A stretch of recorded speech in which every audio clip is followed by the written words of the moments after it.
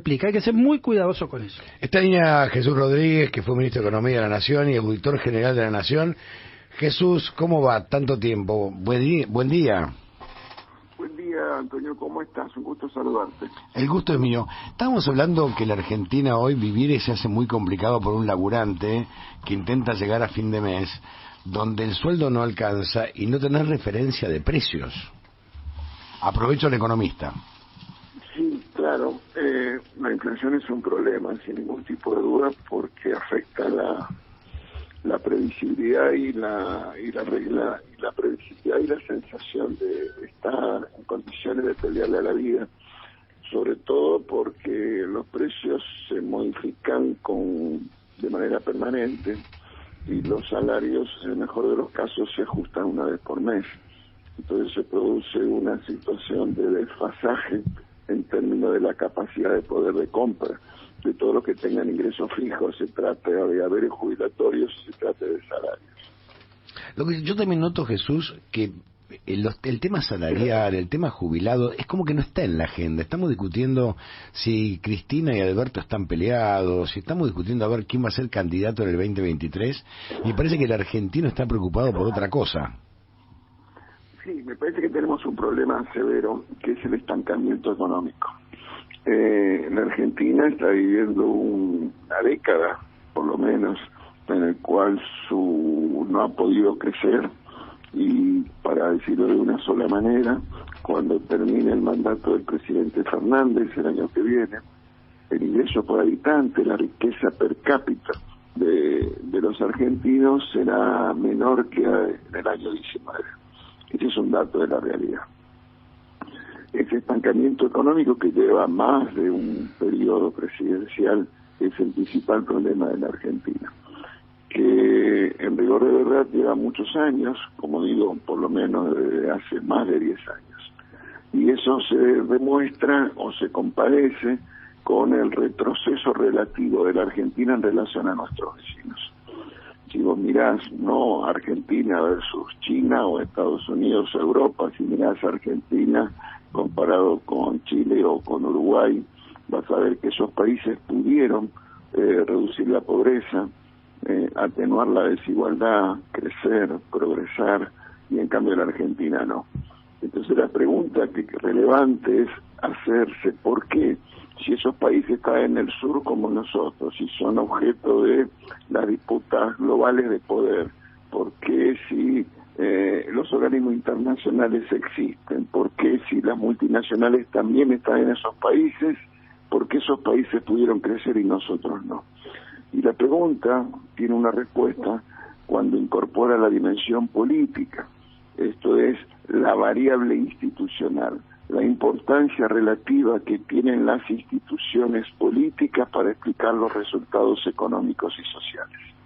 Y cuando uno incorpora esa dimensión, se da cuenta que allí hay un Estado que funciona, hay reglas de función reglas que son respetadas por todos los ciudadanos, no hay anomia social, hay una cultura del acuerdo y del compromiso entre los actores políticos, no hay un todos contra todos, y hay al mismo tiempo la aplicación de las reglas de buenas prácticas internacionales, y no la búsqueda de todos los días inventar un atajo distinto a lo que hacen los países que le va bien. Me parece que intentar responder esa pregunta de por qué los países vecinos han podido crecer y por qué nosotros no estamos estancados puede ser el principio de encontrar una solución. Acabo de decir algo que me parece que es fundamental, ¿no? Terminar con la política del todos contra todos, porque así no llegamos a ningún lado. O meter todo en esta famosa grieta. Sí, o meter todo en una licuadora, donde todo es lo mismo. No todo es lo mismo. No todos los empresarios son iguales, no todos los dirigentes sindicales hacen lo mismo, no todos los legisladores nacionales se comportan de la misma manera, no todos los periodistas tienen las mismas actitudes. Se trata de eso, de saber ser capaces de ir al fondo de la cuestión y encontrar las preguntas relevantes. Hay dos maneras de no resolver un problema. Una negando su existencia y otra teniendo un mal diagnóstico. Yo recuerdo, Jesús, en algún momento, bueno, hemos compartido, yo siendo cronista y vos funcionario y diputado nacional, cuando en el botín Cara Pintada de Semana Santa todos se unieron y veías un balcón con Cafiero, Manzano, Alfonsín, toda la dirigencia política unida en función o en pos de la democracia. Hoy ese balcón sería imposible. Bueno, me parece que hace falta estatura de parte de los máximos responsables del poder político, ¿no? Y hace falta también instituciones políticas en los partidos, y hace falta también entender que la democracia está antes que nada, y hace falta también saber que el fin no justifica los medios, y hace falta saber también que las reglas están para ser respetadas. Jesús Alfredo Casado, buen día. Hace mucho. ¿Cómo andás? Bien. También estábamos reflexionando, siempre lo hacemos acá con Antonio respecto a esto, porque a vos te tocó ser el último ministro de Economía, Alfonsín, un momento muy difícil de la economía, pero además muy difícil político, esa transición y salida traumática, digamos, del doctor Alfonsín y la llegada de Menem, y luego ese periodo de Menem del peronismo cargando con un proyecto neoliberal. Y decime, vos, ¿cómo ves las cosas en función de lo que has apoyado en los últimos tiempos? Digo, ustedes del radicalismo se acercaron al macrismo, formaron, no sé si alianza o cómo llamarle, no le fue bien, ahora no le va bien a esta otra alianza.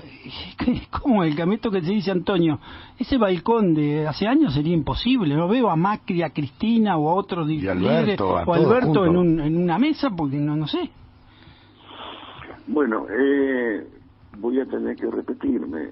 Para mí, el principio de la solución de los problemas tiene que ver con la regeneración institucional, el fortalecimiento de las instituciones democráticas. Pero eso se conforma por hombres, Jesús. Perdón un minuto. El sistema político es la condición y el prerequisito para cualquier posibilidad de solución de problemas económicos y sociales, acá y en cualquier otro país de América Latina. Entonces, ¿cuál es el orden político ideal? Aquel que tiene una pata, un pilar de naturaleza democrática que dice: la única fuente de poder legítima son las elecciones, ahí radica y reside la soberanía popular cuando las elecciones son limpias y libres.